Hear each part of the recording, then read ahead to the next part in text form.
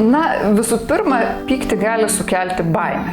Taip kaip šuniukas, kuris loja, kuo labiau bijo, tuo labiau loja, taip dėja ir žmonės dažnai būna, kad kuo labiau bijo, tuo labiau pyksta.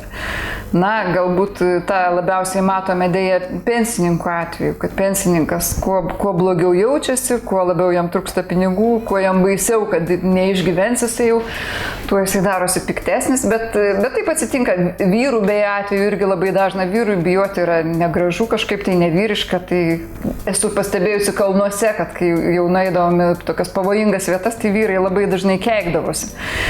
Taigi, vienas momentas yra baimė, kitas momentas yra skausmas.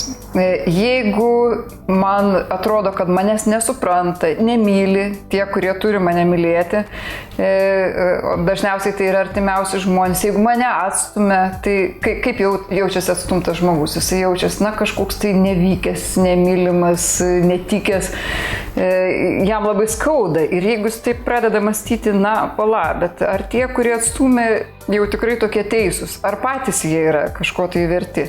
Na ir staiga pats save įtikini, kad galbūt vis dėlto geriau būtų supykti, kad jie nieko nesupranta. Ir staiga tas jausmas, tas liūdesys, tas skausmas, jisai pasiverčia pykti ir pasidaro daug lengviau. Dar vienas dalykas, dėl ko žmonės gali pykti, taip pavadinčiau jį paauglišku prieštaravimu. Yra tokių žmonių, kurie, nežiūrint to, kad paauglystė jau seniai praėjo, jiems reikia, kaip sakoma, pastatyti koją į priekį ir įrodyti, kad viskas yra kitaip, atvirkščiai. Dažnai tokių žmonių pirmas sakinys yra ne.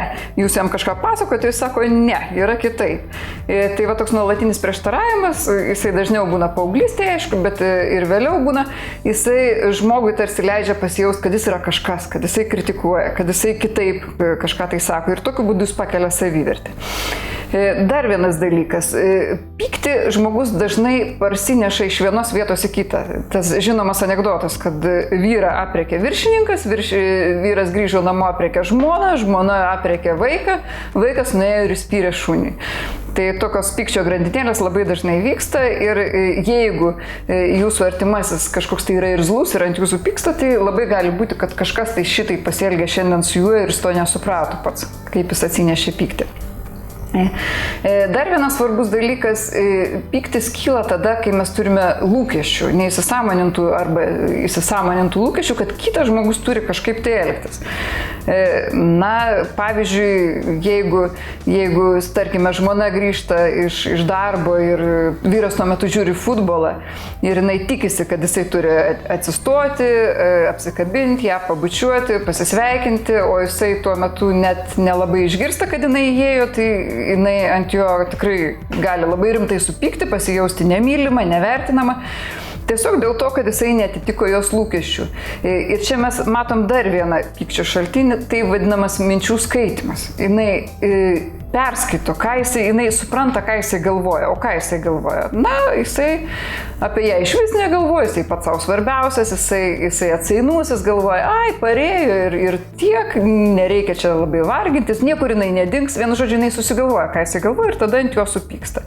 Nors galbūt tenais buvo kažkoks tai ypatingas momentas, įvartis ir iš tikrųjų tai buvo visai užėmę to žmogaus pilnai mintis ir jausmus ir dėl to jisai buvo toksai atsainus. Taip pat galima, kartais mus supykdo tokie žmonės, kurie mums kažką tai primena. Pavyzdžiui, koks nors žmogus, tarkim, nežinau, net ir padavėja, mums primena, tarkime, kažkokią tai bendradarbę, kuri mus apšnekėjo. Ir tokia padavėja paduoda lėkštę ir atrodo, kad kažkaip jinai netaip ją paduoda ir tas maistas kažkoks tai netoks. Ir per ilgai jinai jį nešė. Vienu žodžiu, iš karto atsiranda noras prisikabinti prie žmogaus, mes galbūt net nenustatėm, kodėl jinai tai padarė ir į ką jinai panaši. Dar yra toksai specifinis pykimo, kai kurie žmonės pyksta ant žmonių, kurie primena juos pačius. Man yra tekę susidurti kaip labai silpnas, bailus žmogus rėkė ant savo tokios pat silpnos ir bailios mamos, nes kai jinai kažką tai negrabiai pasielgė, reiškia, vakarėlio metu, tiesiog, matyt, dėl dviejų priežasčių, tiesiog jisai visų kitų bijo, bet štai jos jau nebijo ir ją gali pažeminti. Kitas dalykas, jisai jos tame nevykėliškame elgesyje pamatė pats save ir ją užsipuolė. Taigi, labai svarbu suprasti, kodėl kai kurie žmonės mus tiesiog erzina, nors akivaizdžiai jie nėra padarę tarsi nieko iš tikrųjų blogo. Toliau. Dar labai yra, kaip sakoma, kartais mums kai kurie žmonės pradeda kelti tiesiog alergiją. Tai atsitinka dėl sukauptos pykčio kuprinės. Irgi toks įdomus išsireiškimas, man patinka pykčio kuprinė. Jeigu mus kažkoks tai žmogus vieną kartą suerzino, įžeidė antrą kartą, tipiškai taip atsitinka su uošvienėm ir anytom, kad vieną kartą pakritikavo, kitą kartą jai kažkas neįtinka, trečią kartą jinai ten kišasi, trukdo. Ir pamažu jau praėjo kažkiek tai tokių situacijų, jau to žmogaus netgi balsą, jau pamačius jo vardą telefono ekrane, jau pradeda rankos drebėti ir jau atrodo, kad daugiau tiesiog nebeištversi. Tai vėlgi tas žmogus gali nieko blogo nenorėti, nieko blogo nepadaryti, bet jis jau yra padaręs prieš tai. Ir tada dėl menkiausio nieko gali jau kilti pyktis. Ta pykčio kuprinę reikia valyti. Dar vienas įdomus dalykas, kad šeimose dažnai būna pykčio taip vadinamas pasidalinimas. Vienas žmogus yra tylus provokatorius, kuris tarsi kažką vėliau padaro, kažkur tai būna šaltas, kažkokias tai pastabėlės laido kritiškas, o kitas žmogus sprogsta tada tai išgirdęs.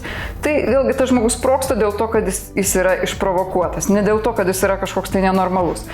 Ir paskutinis momentas, kada pykčio priežastys yra gana keistos, tai yra tiesiog tokios asmenybės, psichopatai ir paranojikai, tai baisus pavadinimai.